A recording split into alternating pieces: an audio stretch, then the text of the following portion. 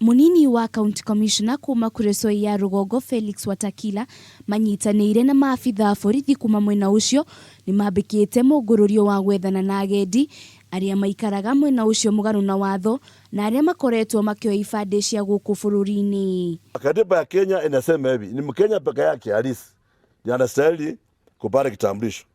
Wale wakeni ambao wanatoka nchi jirani hawana haki kikatiba kamwe kupata kitambulisho katika nchi yetu ya Kenya, kwa sababu iwapo watapata kitambulisho katika nchi yetu ya Kenya watakuwa tisho kwa usalama ya nchi yetu ya Kenya. Oho ni arutete mukana kuri macifo kwagaga guteithiriria Agendi ya kuoya ibandi kuria orete ikaria Kuresoi aria moete ibandi na matire marashigira gwika mituki.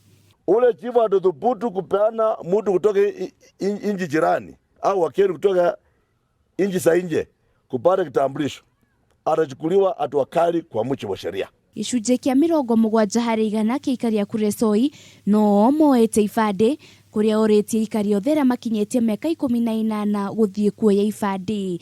Hasa wale ambao miaka imezidi 30, 40, 50 naona vitambulisho 30% wajitokeze kwa wingi wachukue vitambulisho. Hatutakuwa tunangoja wakati ya kura ndio mtu anakimbia kuchukua kitambulisho. Girifu Kameme TV mohoro gitao ritwa rakwa ni Wanjiru wa Foro.